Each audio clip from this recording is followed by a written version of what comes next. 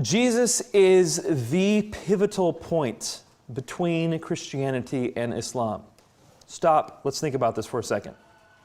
Islam teaches monotheism. Islam teaches following God, worshiping God. Islam teaches a lot. There's a lot of violence there, but again, a lot of violence looks similar somewhat to the Old Testament. What is the pivotal point as far as we're concerned? Well, when we talk about Jesus' life in Islam, what does Islam deny? Well, first, we've seen that Islam denies Jesus' crucifixion. Chapter 4, verse 157, وَمَا قَتَلُوهُ وَمَا صَلَبُوهُ. He was not killed, nor was he crucified, but so it was made to appear to them. So Jesus did not die on the cross, according to Islam. If he did not die on the cross, he could not have been raised from the dead, so Jesus' resurrection is denied by Islam. And then, of course, we have chapter 5, verse 72 of the Quran, where if you believe Jesus is God, then you will go to hell. Chapter 5, verse 116 of the Quran, where Jesus denies ever claiming to be divine. So what do we have? In the Quran, chapter 3, you can believe Jesus cleansed the lepers, that he healed the blind, he healed the deaf, he raised the dead. He is the virgin-born Messiah, son of Mary. He is the one who's going to come back at the end of times. You can believe all that, but don't you believe that he died on the cross, or that he rose from the dead, or that he is God. What does Romans chapter 10, verse 9 tell us? If you confess with your mouth that Jesus is Lord, and believe in your heart that God raised him from the dead, you will be saved. The exact three things that Islam denies about Jesus are the exact three things we have to believe in order to be saved. Death, deity, and resurrection of Jesus Christ. That's not a coincidence in my book. So the polemic then hinges, the Islamic polemic against Christianity hinges on Christology. Who was Jesus? Did he die on the cross? Did he claim to be God? The issue of the resurrection is usually presented in a secondary fashion, and that makes sense. Secondary to the crucifixion. But did he rise from the dead? That matters. These are important issues. And so what we're going to go through right now is what some of you would term Christian apologetics, but it's intimately related to Islamic apologetics, and we're going to be looking at this from an Islamic lens, but the same issues you would see elsewhere. The first one we want to talk about is, did Jesus die by crucifixion? Here's the verse in chapter 4, verse 157. And because of their saying, we slew the Messiah, Jesus, son of Mary, Allah's messenger, they slew him not, nor crucified him, but it appeared so unto them. And lo, those who disagree concerning it are in doubt thereof. They have no knowledge thereof, save pursuit of a conjecture. They certainly slew him not.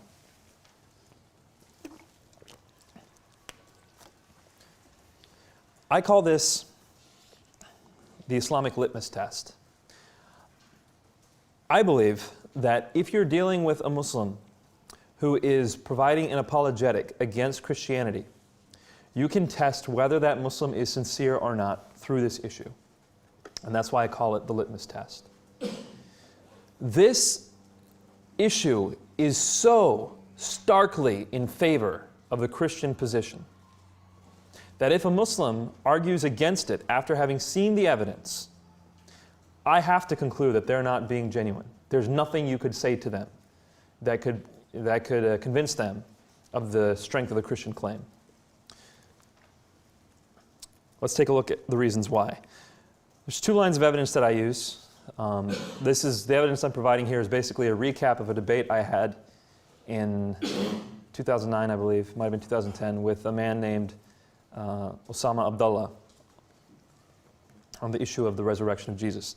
Two lines of evidence, historical evidence and supporting evidence that we're going to provide. First, the historical evidence. Did Jesus die by crucifixion? Well, first, it is the unanimous written testimony concerning what happened to Jesus. When we look at Jewish references, we have multiple Jewish references. We've got the Talmud, we've got Marabar Serapion, who's writing a letter, we've got Josephus, the Jewish historian, who's writing for the Romans. All of these Jewish sources say Jesus died. by crucifixion, as it were. We have Gentile sources. We've got Tacitus and Lucian, both of whom say that Jesus died. Of course, you've got first-generation Christians, and by that I mean Matthew, Mark, Luke, John, Paul, Peter. These folk all say Jesus died on the cross. It is the unanimous testimony of early Christianity, and it's the unanimous testimony of second-generation Christianity. Folks like Papias, Clement, Polycarp, Ignatius. That this is what people say happened to Jesus mattered. It does matter. On the flip side, the fact that there's no reference to the fact that Jesus may have survived crucifixion also matters. Nobody even dares to say Jesus survived crucifixion. And the reason why is because people knew what crucifixion was back then. Today, when we'll say, perhaps Jesus survived the crucifixion, we're basically showing ignorance of what the crucifixion process was. For those of you who have not, I would highly suggest you get acquainted with Martin Hengel's book, Crucifixion. Martin Hengel, great European scholar. What was really great about him is that he wrote a really tiny book. And it was called Crucifixion. Easy to read, gives you a whole new perspective on how ghastly the crucifixion was, how difficult the process was. As it turns out, people used to say, let no Roman citizen even hear the word crucifixion. It is so horrendous. The word crucifixion is where we get our word excruciating from. Ex cruce, off the cross. You had to invent a word to describe how bad the crucifixion is. The process of crucifixion starts with flogging. It is called the pre-death in some works, because people were flogged not with just a stick, but with a Roman whip called the cat o' nine tails. This whip often had about 6 leather cords that came off of it. And at the end of these leather cords were leather balls, which had shards of bone and metal dumbbells attached to them. Well, what was the point of these shards of bone and these metal dumbbells?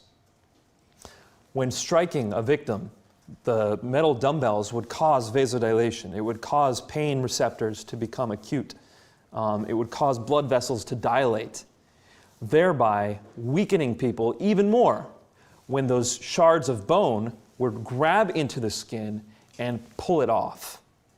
So the skin was literally pulled off and blood was profuse because of those metal dumbbells. It was very intelligently designed for the purpose of weakening a victim. In the process of flogging, it has been said that intestines were spilt because the abdominal wall was weakened so much the intestines came out. This happened on a few occasions. People sometimes died during the flogging process. The whole body was flogged. The whole body was flogged.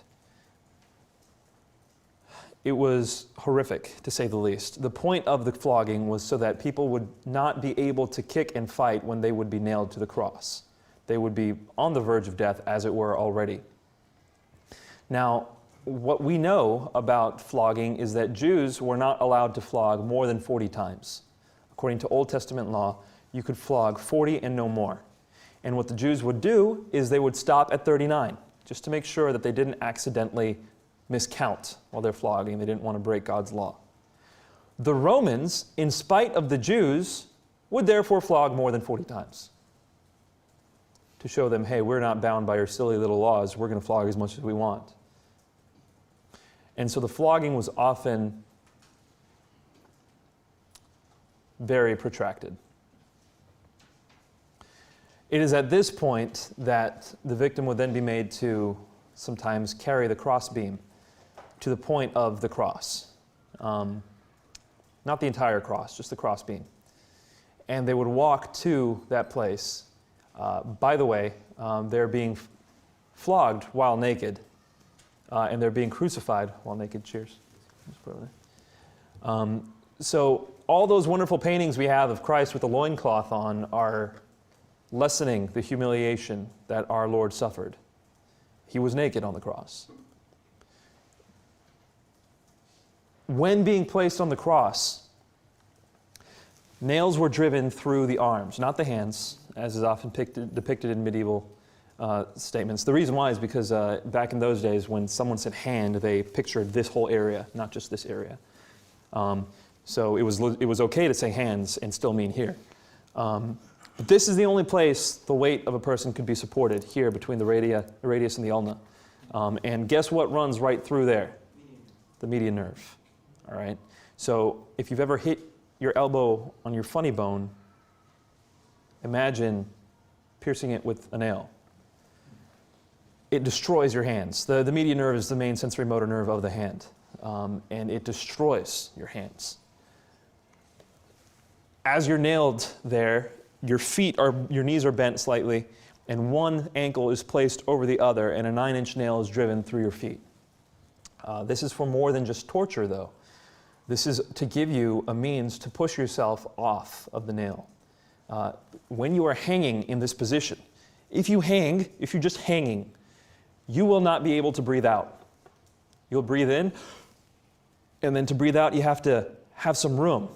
You have to have some positive pressure develop, and so your rib cage needs to collapse. And in order to do that, you have to push out. That is what the nail in your feet was for. So you'd push up to be able to breathe out. Otherwise, the victim would die very quickly. And so that nail was actually an additional torture device to make sure that your death was protracted, it was long. And by the way, every time you're pushing up to breathe out, you're scraping a back that has no skin against splintered wood. This is not a fun process. And when you are at the point of death, all the Roman soldiers have to do is see that you're not moving anymore. If you're not moving, you're not breathing, you're dead. But they didn't stop there, because if they weren't sure that you were dead, the Roman soldier could lose their job, be killed, if they weren't sure you were dead. So what they'd often do is they'd administer death blows. This is why the knees of the robbers alongside Jesus were broken. By breaking their knees, they were not able to push up, they would stop breathing, and they would die. Jesus had already given up his spirit, and so they pierced his heart with a spear. Other forms of death blows included crushing the skull with a sledgehammer. It included lighting people on fire, all kinds of horrific ways to crucify people. Anyone who knows the process knows that you will die by crucifixion. There is no account of anybody in history surviving a full Roman crucifixion. There is an account of Josephus seeing 3 friends being crucified. They weren't done being crucified. They were on the cross, but they weren't given a death blow or anything of that sort. Their knees hadn't been broken. And he asked for them to be taken down immediately. They were taken down. And 2 of the 3 of them died anyway, even though they were given the best Roman medical treatment. One of them survived, but guess what? He didn't have a full crucifixion. He didn't have a death blow. There is no account of anyone surviving a full Roman crucifixion. So, to argue that Jesus survived the cross, or that he did not die on the cross, is to argue against the facts. Strongly against the facts. And this is why no one says that Jesus survived crucifixion. It's unthinkable. It's unthinkable that someone would survive crucifixion. That's the historical evidence that we have. But there's also supporting evidence. Scholarship has repeatedly affirmed today that Jesus' death on the cross is the one thing we can be most certain about concerning his life. Paula Fredrickson has said that. Bart Ehrman has said that. Gert Ludemann has said that. So many people have said that, it's silly to even think that scholarship might think otherwise. It's the unanimous testimony of scholarship. If we can know anything about Jesus' life, it's that he died on the cross. That's what they'll say. So the scholarly consensus is quite strong. In addition, the centrality of Jesus' death on the cross to the Christian message kind of mandates that Jesus have died on the cross in order for Christianity to have spread the way it did. That he died on the cross and rose is central to the Christian propagation of the message. Had he not died on the cross, then it wouldn't have been possible for Christianity to have spread the way it did.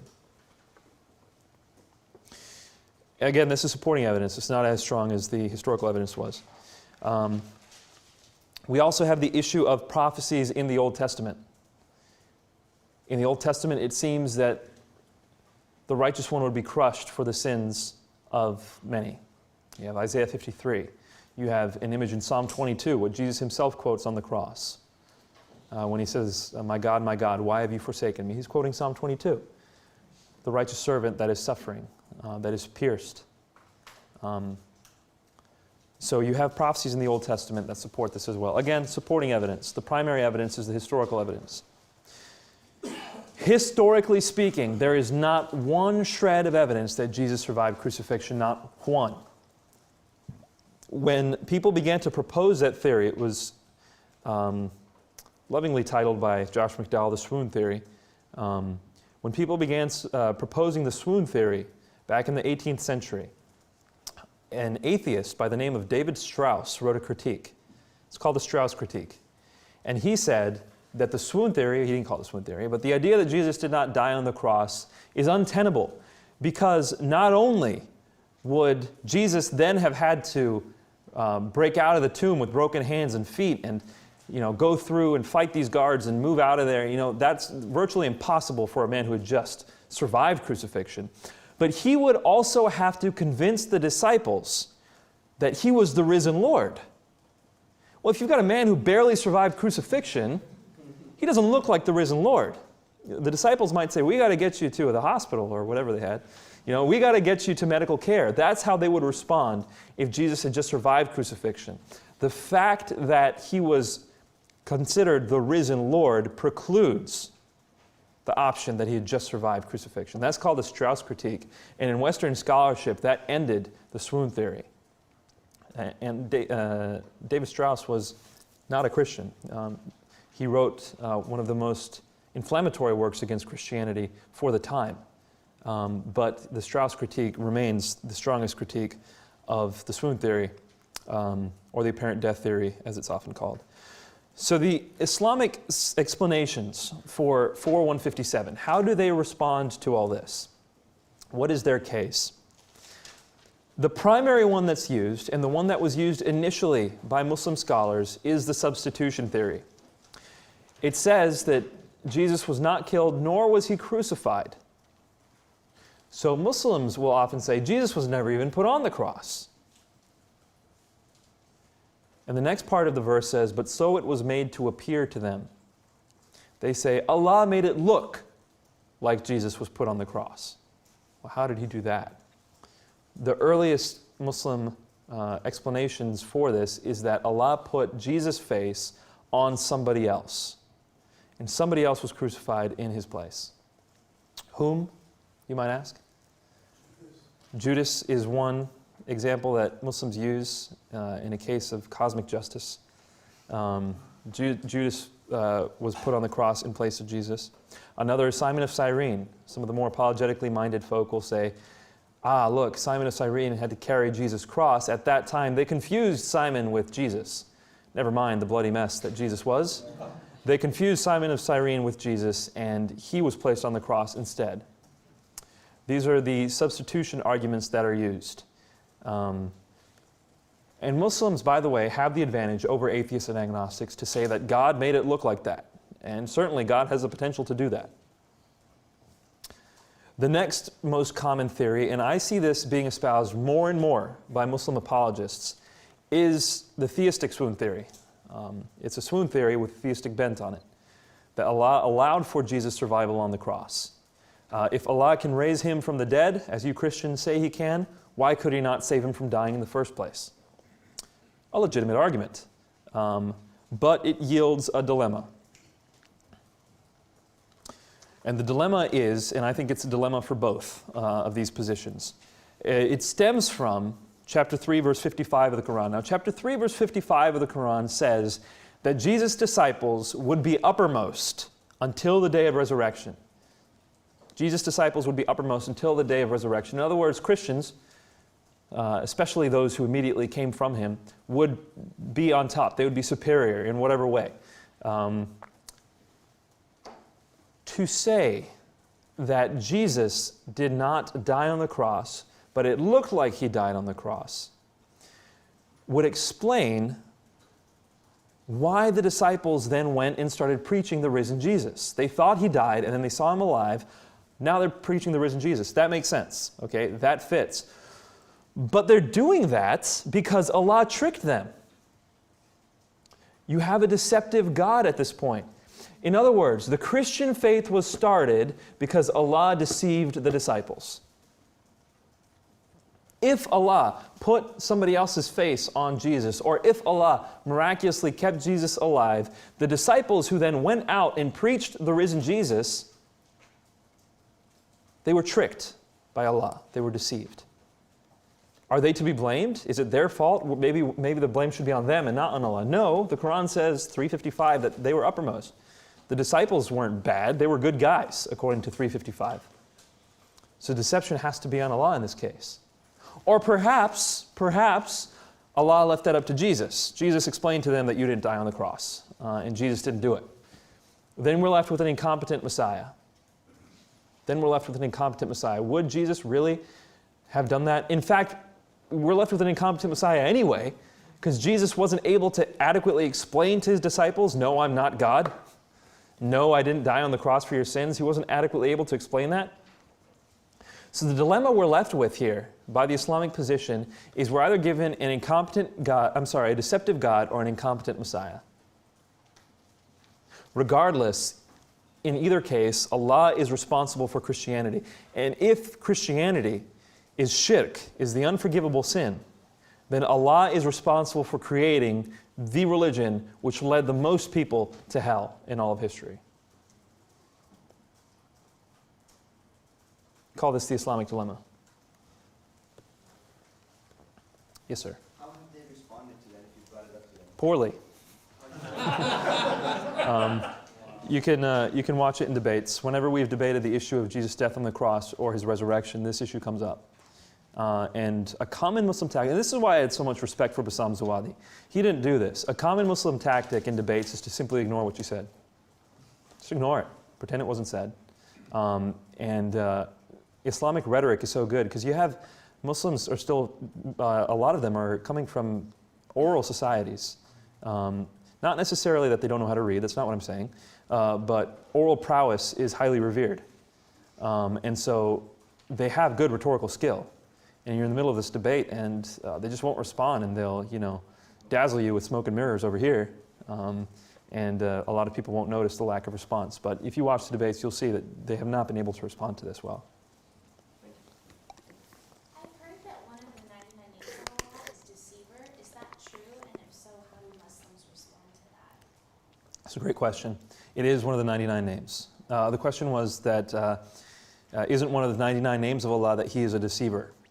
In the Quran, there's a verse, I forget where, which says that they planned to deceive you, talking about the enemies of Muhammad. And then it says, but Allah planned to deceive them, and Allah is the best of deceivers. So from that, you get the name for Allah. The idea is, I think from that kind of social context, the idea is, look, they're trying to be resourceful in this way against you, and Allah is more resourceful against them. But it's still deceptive. But deception wasn't as negative back then as it is to us now. So now, what Muslims are often doing is they're changing that word from deceiver to schemer. Schemer is not quite as bad as deceiver. And then people are going a step further, and they're going from schemer to planner. And they planned against you, and Allah planned against them, and Allah is the best of planners. So that's kind of how they're taking it.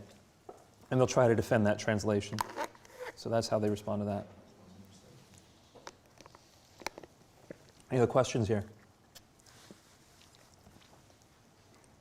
Extremely important to be well versed with this. Now, when the reason I bring this up and spend so much time on it is if you read, for example, The Case for the Resurrection of Jesus back there, that Mike Licona and Gary Habermas's book, they don't spend as much time on the death of Jesus on the cross.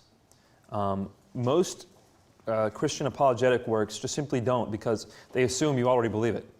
Everyone already believes Jesus died on the cross, right? So here you go, let's move on. Let's talk about the fact that he rose.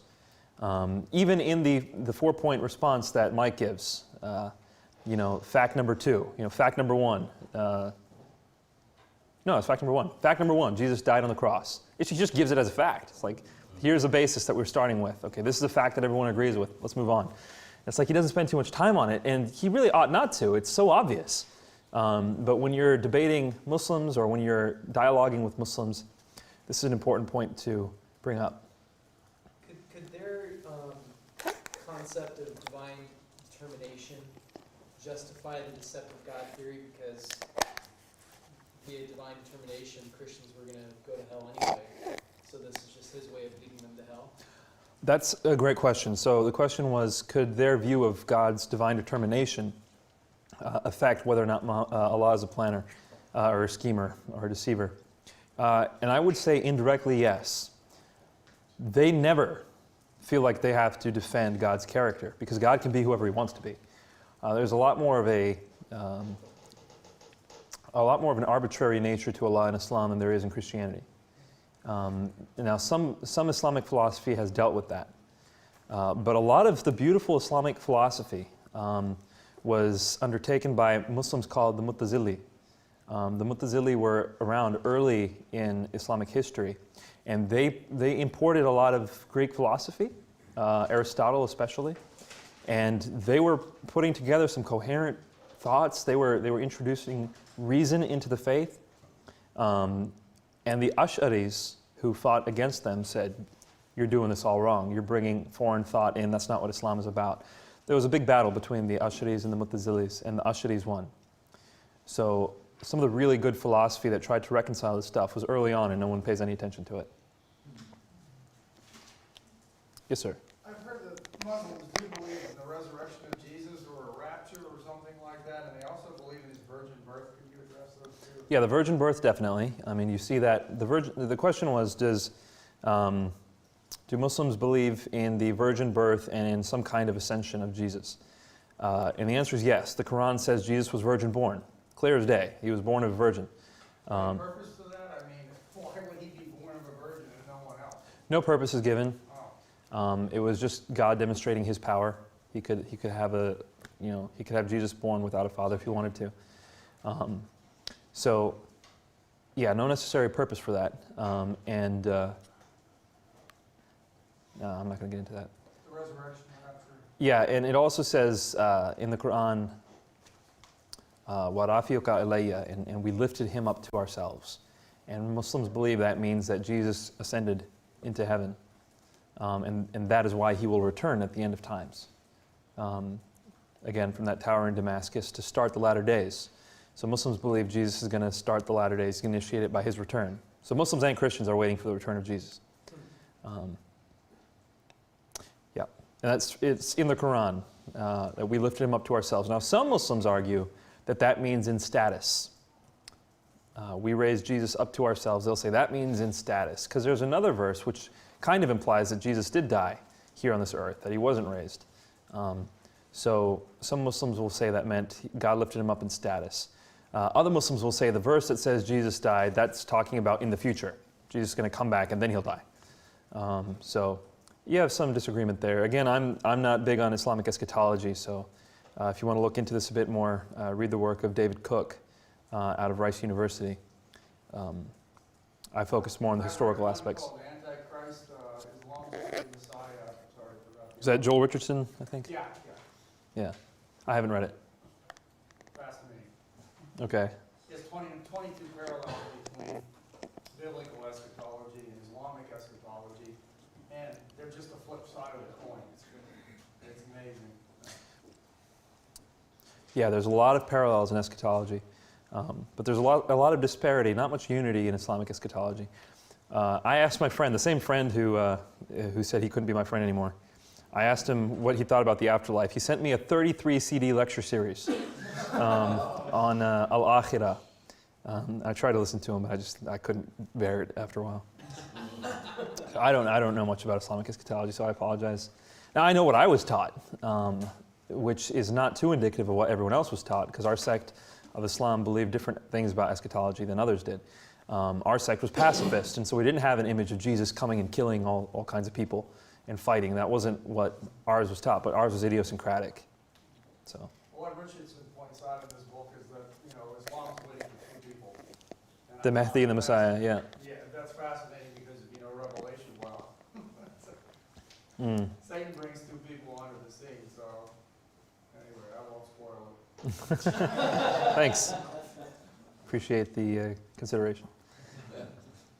Yeah, I saw another question a moment ago. Okay. So, we have covered the issue of Jesus' crucifixion. Extremely important. Don't overlook it when dealing with Islamic apologetics. But even more important than that, in Muslims' eyes, is the claim to Jesus' deity. Now, I would say the case for Jesus' deity is very strong. Very strong. I would say the case for Jesus' death on the cross is airtight. You see the difference there. There's no room to say Jesus did not die on the cross from coming from a historical perspective. So that's why I call the issue of Jesus' crucifixion the litmus test, the Islamic litmus test. If you have a friend who's arguing various issues with you, Islamic issues with you, and he is willing to say that Jesus did not die on the cross, you present all the evidence to him. When he comes back and he says, I don't think Jesus died on the cross, you ask him why. And if he says, well, the evidence is just not strong enough, like I said before, you cannot show him anything from that point forward. There's nothing he will agree with if he didn't agree with that. But if he comes back and says, I don't agree that he died on the cross, and you say, why? He says, I admit the historical evidence is in your favor, but it just doesn't fit my image of Jesus. I would have to be convinced of a lot more in order to think that he died on the cross. So I'll concede that the evidence is in your favor. If he says that, then you've got someone you can start reasoning with. So a question is often asked to me, Nabeel, when I share the gospel with Muslims, it's so difficult, I don't get any headway. Should I be talking about these things? Should I be discussing these things? I never, by the way, suggest stop being friends with that person, stop witnessing. I say stop discussing these issues with them if they're not showing a willingness to hear you out. Still share the love of Christ with them, still walk with them, still be friends with them, but the issue of discussion might need to come to a close, at least for a while, until they can be a little bit more intellectually honest. Does that make sense? That's because it's airtight. There's no two ways about it. History is absolutely clear about Jesus' death on the cross. If a Muslim wants to believe he did not die, he has to concede that it's a theological presupposition, not a conclusion of the evidence. The argument for Jesus' deity, though, it's still very strong. Though not airtight, it's still very strong. Chapter 5, verse 72 of the Quran, we talked about it earlier. This is where you find out that if you believe Jesus is God, you will go to hell. They surely disbelieve who say, Lo, Allah is the Messiah, son of Mary. The Messiah himself said, O children of Israel, worship Allah, my Lord and your Lord. Lo, whoso ascribes partners unto Allah, for him has Allah forbidden paradise. His abode is the fire. For evildoers there will be no helpers. What is this saying? They are the disbelievers who say Jesus is God. For them is hell. Paradise has been forbidden. So shirk here, those who disbelieve here, that's the word there is mushrik, those who commit shirk. Shirk, the unforgivable sin, is here defined as believing Jesus is God. Chapter 5, verse 116, I mentioned it earlier. And when Allah says, O Jesus, son of Mary, did you say unto mankind, take me and my mother for two gods beside Allah? He said, be glorified. It was not mine to utter that to which I had no right. If I used to say it, then you would have known it. You know what was in my mind and what is not in my mind. So Jesus essentially is asked, are you saying, did you say to worship you and your mother Mary alongside me? So the image of Trinity here is one where it's Father, Mother, and Son. Very interesting.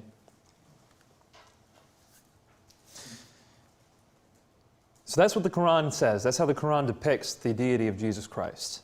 That he denied it, and that He would never have said it, and this was something that they said after him.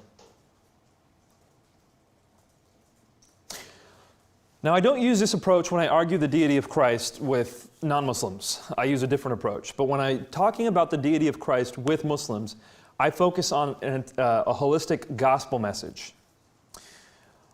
I think the case for the deity of Christ is made far stronger when we involve Paul. I think it approaches airtight when we involve Paul. When we're just looking at the Gospels, I say it's very strong. But Muslims will often want to go to the Gospels and they distrust Paul. They think Paul hijacked the religion. They've got to pin the blame on someone, right? They can't pin it on the disciples. We saw, because in chapter 3, verse 55, the disciples are uppermost. So they can't pin the blame on the disciples. They can't pin the blame on Jesus. Someone corrupted Christianity and corrupted it early on. Who could it be? Here's a man who's persecuting Christians. He never saw Jesus. All of a sudden, he accepts Christ and he's preaching his gospel, and other people are preaching gospels against him. This man must have hijacked Christianity. He's untrustworthy. Paul. So Muslims, especially Muslim polemicists, hate Paul. And to try to quote 1 Corinthians or Philippians 2 or anything like that to show the deity of Christ would be moot with them. On the flip side, they're generally okay with the Gospels. Matthew, Mark, Luke, and John. You've got some Muslim scholars who are beginning to move away from that. Shabir Ali, for example, has espoused Bart Ehrman's approach. Bart Ehrman argues that the Gospels have an evolution of Christology, Mark being the lowest in Christology, John being the highest in Christology, that they were evolving. Shabir Ali has kind of embraced that approach, and so he won't take all the Gospels. He won't take John when discussing the deity of Christ. Generally speaking, though, Muslims will take all four. I'll address that in a moment, Shabir Ali's approach. So when I discuss with Muslims, I will say, when you're talking about the Gospels, it's easy to see that Jesus claims to be God from four different angles. So we take a four-pronged approach here. What Jesus said and what Jesus did, what others said about Jesus and what others did about Jesus. These things only make sense if Jesus is claiming to be God. What are we talking about? Well, first and foremost, what matters most to Muslims is what Jesus said. They want to hear Jesus say, "I am God." And you will hear that objection a lot. Where does Jesus say, "I am God, worship me"? As a Muslim, when I was looking into these issues, the thing that convinced me was Mark chapter 14, verse 62. I wanted to see it in the earliest of the Gospels. And here's Mark, showing Jesus being interrogated by the high priest. The high priest says, "Are you the Christ, the Son of the Blessed One?" And Jesus' response is, "I am. And you will see the Son of Man sitting at the right hand of the power and coming with the clouds of heaven." Here you have at least two, if not three, divine references all at once. The questionable one is the "I am" response. Here in Mark, it's questionable, but we've seen Jesus say "I am" in John especially, where it's not questionable at all. Jesus' response in John chapter 8 to the Jews are saying to him, "You are not yet even 50 years old, yet you claim to have seen Abraham." Jesus' response is not, "Hey, I'm just talking figuratively." That's not his response. It's not, no, you didn't cast me right. He says, "I tell you the truth. Before Abraham was born, I am." There is no way to interpret that verse apart from a divine "I am" statement. What are these divine "I am" statements? They're found in Exodus chapter 3, verse 14. To begin with, Moses is talking to God in the burning bush. And he doesn't want to call God Bush. So he says to him, "Who shall I say has sent me? What's your name?" And understand, in those days, especially pre-literate dynamics, you got to keep these in mind. In those days, names really mattered. There was power in a name. You would pray in a name. You would do rituals in a name. Your deity's power was often shown through their name. And so he wanted to know God's name. He said, "Who shall I say has sent me?" when I go talk to the Hebrews. And God responds, "I am that I am," or "I am who I am." Tell them "I am" has sent you. God's like, "My name doesn't matter. What matters is that I am God. I'm eternal. I am self-subsisting. I am that I am." And from that point forward in the Old Testament, God uses the I am to propound his sovereignty multiple times, especially Isaiah 40 through 55. God says over and over again, I am, I am. That's how he propounds his sovereignty. Moses asks God, who are you? And he responds with, I am. Here in Mark, the high priest asks Jesus, who are you? And Jesus responds with the I am. I wouldn't think that that was an I am statement, by the way, because the question was, are you the Christ? And Jesus responds, I am. But I hesitate because Mark chapter 6, verse 50 has another I am statement. Here Jesus is walking on the water, something that the Old Testament says only Yahweh can do. Job chapter 9. And the disciples are afraid, and Jesus comes up to the disciples and he says, take courage, ego eimi. Take courage, I am. So here's Jesus doing something that only God can do, and he's giving courage to the disciples by saying the words, I am. A very divine context, a very divine statement. By the way, we have a similar statement in Psalms, I believe, where God is Yahweh, passes over the waters and gives courage to Israel by saying, I am. Strong parallel, or at least a parallel. If you want to be careful in our scholarship here, it's at least a parallel. And so the I am statement in Mark 14:62, if it stood alone, I would say probably not an I am statement. He's just responding to the question. But you've got Mark 6:50 here, plus a scholar by the name of Raymond Brown in his Death of the Messiah, volume 2 or 1, I don't remember which volume it was. It was Death of the Messiah. He says that John, in using the I am statements, probably has a historical basis because Mark has something reminiscent of that.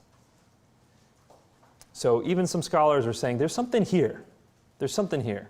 And we would hesitate to say it's a legit I am statement, but there is something there. Let's say it's not an I am statement. What's the rest of the verse say?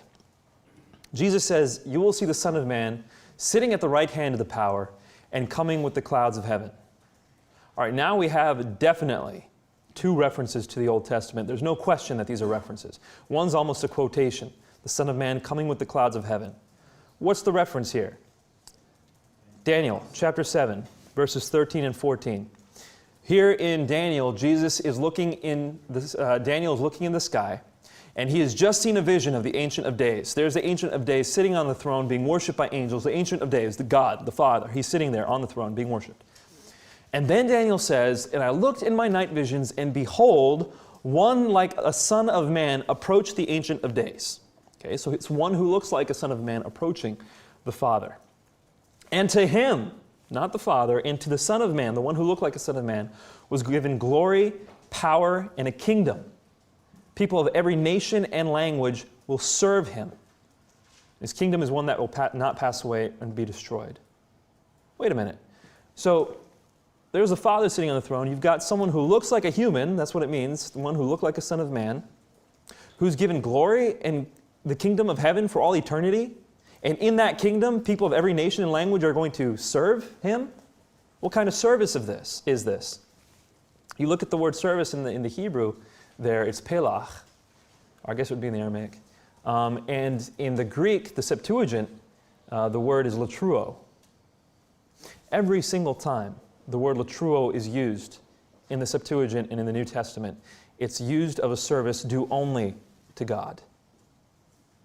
This service is due only to God. Same with the word pelach. It's due only to God.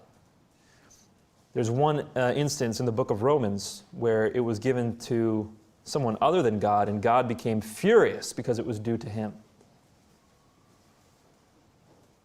But here, we have that service being given to one who looks like a son of man. He's going to be worshipped, served as it were, by all people of all nations in his own kingdom for all eternity. By the way, he's coming on the clouds, the Son of Man, and only God is introduced in the Old Testament as coming on the clouds. So the entrance is a divine entrance.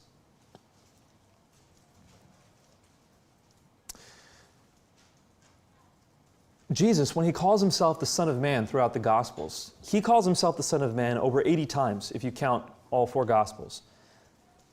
Nobody else ever calls Jesus the Son of Man. Not once. There's one occasion in the book of John where people say, "Who is this Son of Man?" That's it. I mean, that's as close as they get to calling him the Son of Man.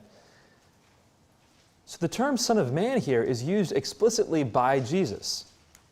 It doesn't exist before, let me put it this way. They weren't expecting the Messiah to call himself the Son of Man. No one was expecting the Messiah to call himself the Son of Man. And after Jesus, no one refers to him as the Son of Man afterwards. They're not going around calling him the Son of Man. They're calling him the Christ. Why does that matter?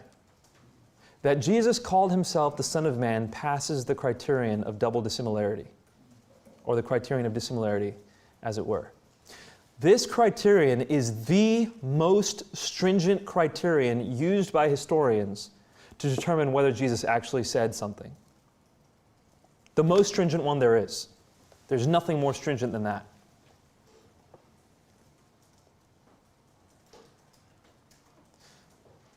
So that Jesus called himself the Son of Man is virtually certain. Bart Ehrman disagrees with it. He's Bart. And then we got the statement that you're sitting at the right hand of God. What does that mean? Well, this is a reference to Psalm 110, verse 1. Psalm 110, verse 1, David's writing the psalm. It says, "The Lord said to my Lord, sit at my right hand, and I shall make the enemies a footstool for your feet." What's the big deal here? No one in the Second Temple period was ever portrayed as sitting at the right hand of God. No one. The reason why is to say that you're sitting at the right hand of God essentially means you're sitting on his throne alongside him, which means you're co-sovereign, you're co-heir. You are in charge with God. If you're sitting on his right hand, that means you are entitled to the same things God is entitled to. You might not have the same office, he's first, you're second, but his substance is shared with you. You are co-heir. And people recognized that at that time, and that's why they never depicted anyone sitting with God. Now, they had people standing. Some people had Moses standing at the right hand of God. Some people had Ezra standing at the right hand of God, but no one ever put anyone sitting at the right hand of God in the Second Temple period. This is probably the most convincing of the 3 statements here to show exactly what Jesus was saying. At first, I found the Son of Man stuff more convincing. The more I look into this, the more I realize that sitting at the right hand of power is even stronger. Which is why, by the way, Christians quoted this verse of the Old Testament, Psalm 110, verse 1. They quoted this more than anything else in the New Testament. 24 times this verse is quoted in the New Testament. It meant a lot to them at a very early phase in Christian history. We see it in Matthew as well. When Jesus is asking them, he's asking the people, who do you think is superior, David or the Messiah? And then he quotes this. So we find it throughout the Gospels. So right here, by the way, when Jesus says that he can sit at the right hand of God, do you understand the image that's being drawn here? You've got the Holy of Holies, which is kind of the inner sanctum. It's a reflection of God in heaven, correct? You guys, you with me? Am I losing you? Do we need to take lunch? Okay. So you got the Holy of Holies. This is kind of the reflection of God's place in heaven. What is the throne? What is the reflection of the throne in the Holy of Holies? The mercy seat. The Ark of the Covenant. Jesus is saying that he can go into the Holy of Holies and sit on the Ark of the Covenant. Yeah, that's where Hebrews gets a lot of its Christology from. And Hebrews does quote Psalm 110, verse 1. Now let's stop and think about this for a second. He's talking to the high priest. Who's the high priest? This is the guy who can only go into the Holy of Holies once a year on the Day of Atonement. And when he does that, he wears a rope around his leg in case he accidentally does something blasphemous and they have to drag his dead body out. That is the guy he's talking to. He says, I can march in there right now and sit down right on that throne. He's not saying anything light here. He is going all out. So in Jesus' words then, Mark 14:62, he claims to be the I am, if you think that's strong enough, definitely claims to be the Son of Man coming on the clouds, and definitely claims to be sitting at the right hand of the power. Potentially a threefold claim to deity. I am the God of Moses, I am the God of Daniel, and I am the God of David. Which is why they rip open their robes and they say, what more reason is there to question this man? He's committed blasphemy before all of you. Let's crucify him. Abundantly clear that Jesus here claims to be divine. People who argue with that, for example, Bart Ehrman. I keep bringing up Ehrman not because he's, my punching bag, but because he was my professor at UNC, and so I got to interact with him a lot. I asked him, I said, what do you think of Mark 14:62? He says, it doesn't make sense. And I said, what do you mean it doesn't make sense? He said, in order for this verse to make sense, Mark would have to think Jesus claimed to be God. Yes. Yes. And he says it doesn't make sense. Mark doesn't know what he's talking about, is what Ehrman says. Ehrman, in order to get around that, Ehrman says that Mark said that, or Mark had an improper view of blasphemy. He says Mark had an improper view of blasphemy. This wasn't actually blasphemous. Mark was actually thinking that claiming to be the Messiah was blasphemous, and therefore he was crucified for blasphemy.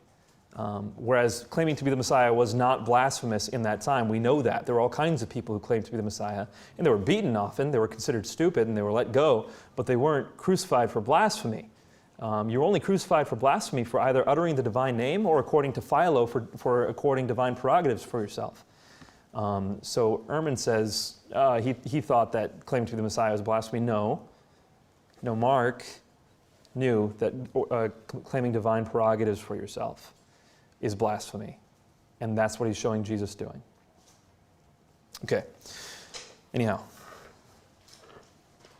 So that's what Jesus said. And there's a lot more that we could put in there, but I focus on Mark 14:62. What did Jesus do to this end?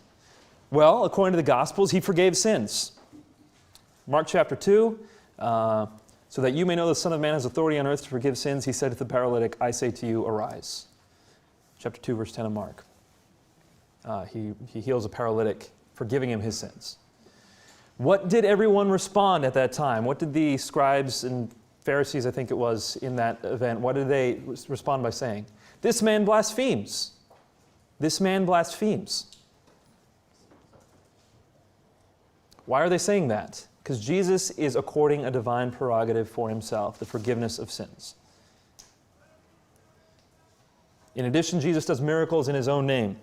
Lepers will come to him and they will say, can you cleanse us? 2 lepers come to him in Matthew, I think it's chapter 8. They say, can you cleanse us? And he says, do you believe that I can do this? And they say, yes. And he says, by your faith it shall be done. Faith in whom? In him. He said, you believe I can do this? He's doing this miracle in his own name. And that's extremely important. You don't see anyone doing that in the Old Testament. You don't see Elijah doing a miracle in his own name. You don't see Elisha doing a miracle in his own name. They're doing it in Yahweh's name. Jesus does it in his own name. What do others say about Jesus? Okay, what do you have John saying about Jesus? You have John saying that Jesus is the Word of God and that he is God, John chapter 1, and that nothing came into being except through him. Bless you. And the Word became flesh and dwelt among us. He makes it abundantly clear that he's talking about Jesus. And then in verse 18, he says that Jesus is the only begotten God. John 1:18. So John makes it very clear that Jesus is God. And so does Thomas. At the end of John's Gospel, Thomas bows down. I believe it's 20:28. He bows down and says to Jesus, my Lord and my God. Kuriasmu kai theasmu. The same construction is used in Psalms. It's inverted, but it's referring to Yahweh, my Lord and my God, or my God and my Lord in Psalms. Here it's made really clear. In fact, some people believe that this is the climax of John's Gospel, the proclamation from Thomas that Jesus is God. And what is it others did about Jesus? Okay, well, this only makes sense if Jesus claimed to be God. You have some people who worshipped him. We see the disciples worshiping him in the boat, proskuneo. You see, well, there are plenty who bow down to Jesus, and the word proskuneo can be translated worship. Muslims will often respond to that, by the way. They'll say, look, in the Old Testament, people are bowing down before others. Proskuneo means just bow down. They didn't actually worship him, they just bowed down. Well, not necessarily, because what does Matthew and Luke say? They say, you must worship the Lord your God and serve him only. I believe that's 4:10. Jesus says you must worship the Lord your God and serve him only. Well, the word worship there, you must worship the Lord your God only, that's proskuneo.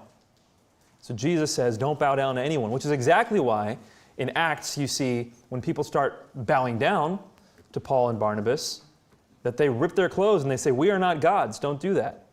When Cornelius bows down before Peter, he says, don't do that, I am just like you. And John in the book of Revelation, when he bows down to the angel says, no, I'm just a servant, don't bow down to me, don't proskuneo, because Jesus said, you must proskuneo to God alone. And yet, people bowed down to Jesus in the Gospels, and he was fine with that.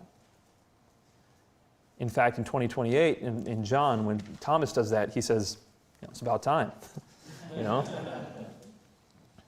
On the other hand, those who were against Jesus, what did they do? They crucified him for blasphemy. Well, what was blasphemy at the time? You can read Darrell Bach's work on blasphemy. It's probably the most comprehensive. I think it's called Blasphemy and Exaltation in Judaism. I think that's the name of his book. A shorter work is by Adela Yarborough Collins called The Blasphemy in Mark 14:62. Both very good works. What was blasphemy at the time? It was either uttering the divine name, Yahweh, that would be blasphemy at that time, or it was according divine prerogatives to yourself. And we get that through Philo. Philo is writing, and in his writings he indicated that simply saying that you have things that belong only to God is considered blasphemy. How do you spell Philo? Philo. One of my favorite scholars on this issue is Richard Bauckham, and if you can, he has a small book called God Crucified. Small book, quick to read. What he points out is that Jesus is claiming for himself, and the early Christians claimed for Jesus those attributes, specifically those attributes which distinguish Yahweh from everything else. So he says there are two things which distinguish Yahweh from everything else: Creator and Sovereign. Creator and Sovereign. And he says in early Christianity, both titles were ascribed to Jesus: Creator and Sovereign. And his work, I think, is pretty convincing. He has a parallel, slightly different, but Larry Hurtado. So Richard Bauckham is the first guy. Bauckham. Richard Bauckham, just retired out of Edinburgh. What's the name of his book? God Crucified.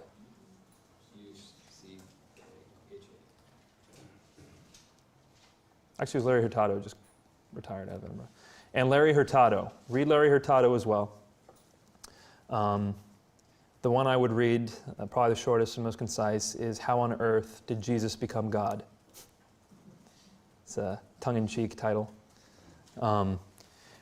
Larry Hurtado, Hurtado.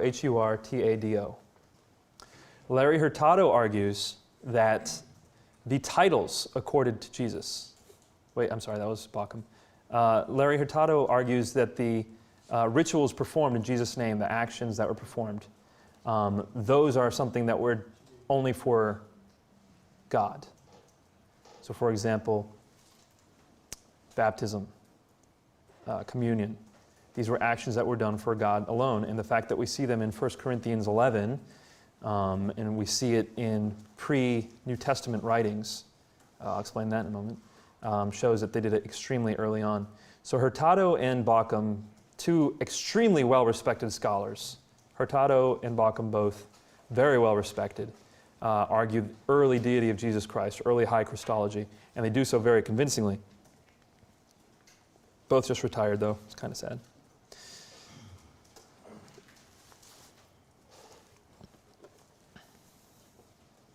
Any questions on that? I saw some hands and some confusion.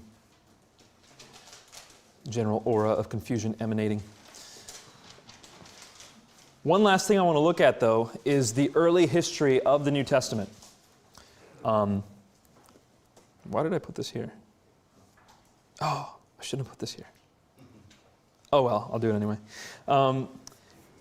Let's take a look and stop for a second at some of the earliest stuff. So what I just gave you was an argument from the Gospels for Muslims. Okay, so we think about it for a second. Muslims are okay with the Gospels, generally speaking. Some of them are not okay with John, like Shabir Ali, but they're okay with the Gospels in general. That's why I gave you that case. But let's stop and let's take a look at the case holistically, not just from a Muslim perspective. Let's look at the case for the deity of Jesus Christ. We have in our possession, and this is extremely critical for you to know. If you're interested in New Testament studies and apologetics in the least, you need to know this. In the New Testament, there are references to hymns and creeds that were written before the New Testament was written. What do I mean by that? Certain things are found in the New Testament that are quotes that had been composed earlier. One of the most famous of those is 1 Corinthians 15, verses 3 to 8, where Paul says, "For what I received I delivered to you as of first importance, that Jesus died on the cross for our sins, according to the Scriptures, etc." And he says that he was raised and he appeared to Peter and to the disciples, and then to the 500, and then last of all to me as one untimely born. What is Paul doing? Well, according to the Jesus Seminar, so these aren't folks who are evangelicals, to say the least. According to the Jesus Seminar, what Paul is doing is he's quoting something that he received from the disciples early on. So early, in fact, that it probably comes from the first 10 years of Christian history, and that's a very conservative statement. James D.G. Dunn, in his book, Jesus Remembered, says that this section of the New Testament, so this creed from 1 Corinthians 15, 3 through 8, is no later than a few months after Jesus' crucifixion. And James D.G. Dunn is no one to mess with either. Very highly respected New Testament scholar. So, months after the crucifixion. How many months? 1 year? 18 months? I don't think he would have said the word months if he meant more than 2 years. So, I asked Mike Lacona what he thought, and he thinks that it couldn't be any later than 18 months. Then again, we could just email Dr. Dunn, see what he says. So we have this creed which mentions the death of Jesus on the cross and his resurrection within 18 months of Jesus' death, according to Dunn, and no one says any later than 40 AD. No one I've read, and O'Connell also says he doesn't know, and he's a scholar, he doesn't know anyone who puts it later than 40 AD. And you can get a lot of this from Habermas's book in the back. We also have a creed in Philippians 2, verses 6 through 11. Here, Paul is quoting a hymn. If you read Philippians carefully, Paul's going through and he's saying, be humble, stop trying to put yourselves above one another, start serving each other. And then he says, your attitude should be like that of Christ, who, although he existed in the form of God, did not consider equality with God a thing to be grasped. And so he emptied himself. And so you have this picture of the kenosis, the divine emptying of God, to the point of becoming a human and dying on the cross. And then because of this, God raises him up. And he exalts him, and at the name of Jesus, every knee shall bow in heaven and on earth and under the earth, and every tongue shall confess that Jesus Christ is Lord. Well, what's going on here? Paul's writing to the Philippians, and in the middle of writing to them, he quotes a hymn.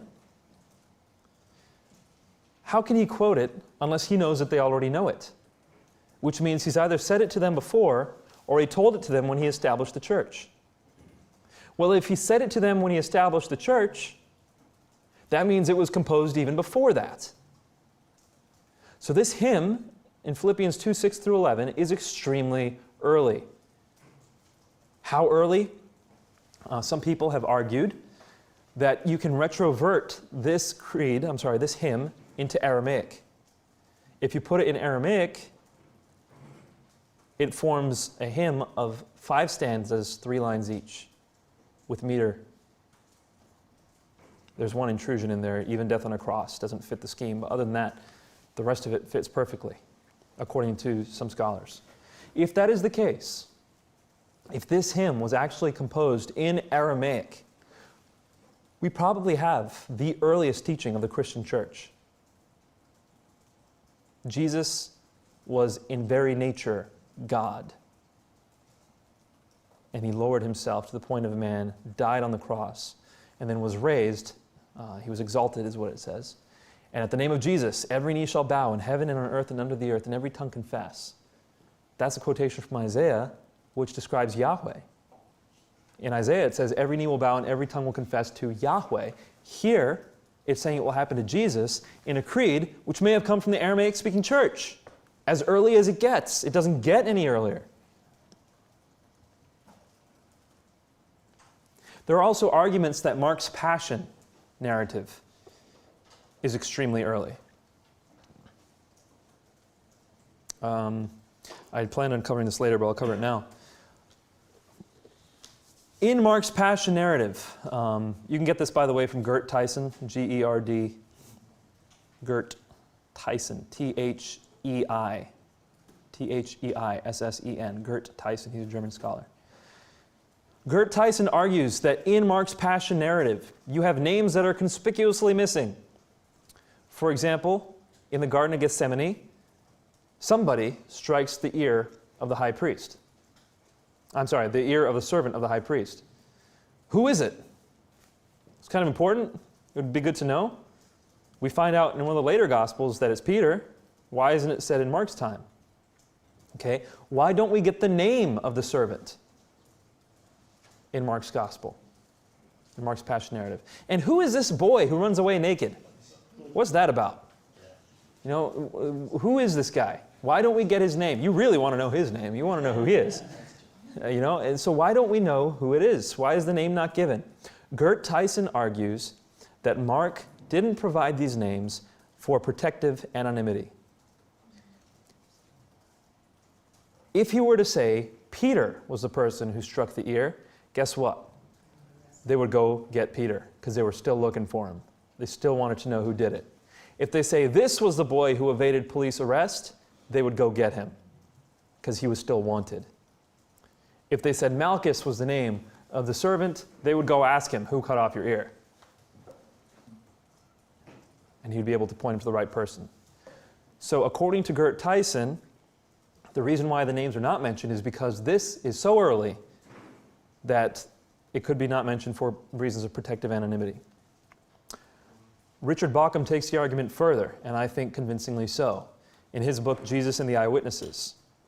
Richard Bauckham, Jesus and the Eyewitnesses. He says that you have names that are present that are rather stark. We take a look at, for example, Bartimaeus. Why in the world is blind Bartimaeus' name mentioned? There's a ton of blind people who are healed. Why was Bartimaeus' name mentioned? You also have in the Passion narrative, you've got Simon of Cyrene mentioned, and he's mentioned in the other Gospels too. But here it says, whose sons are Rufus and Alexander in Mark 15. Why mention Rufus and Alexander? I mean, the other Gospels didn't mention him. Matthew, Luke, they don't mention Rufus and Alexander. Why does Mark mention Rufus and Alexander? Any ideas? Go talk to him. Mark is saying, hey, you guys know Rufus and Alexander? Their dad was Simon of Cyrene. Go ask him about this. That's what Richard Bauckham is saying. Simon of Alexander's sons are still around to verify the claim that's being made. Bartimaeus is still around to verify that he was healed. Therefore, their names are mentioned. That's what Richard Bauckham argues. Richard Bauckham is very interested in onomastics, the study of names. So you can read his work on that. It's in Jesus and the Eyewitnesses. Very interesting. So what are we saying here? We're saying the Passion narrative is so early that some people are still wanted and some people who were there are still around. There are other reasons to think Mark's passion narrative is extremely early. Many of the elements of Mark's passion narrative are found in Paul's works. For example, 1 Corinthians 11 talks about the Last Supper, which is in Mark 14.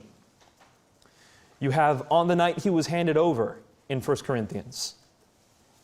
That kind of assumes that the people Paul is talking to have already heard this story of a night that Jesus was handed over.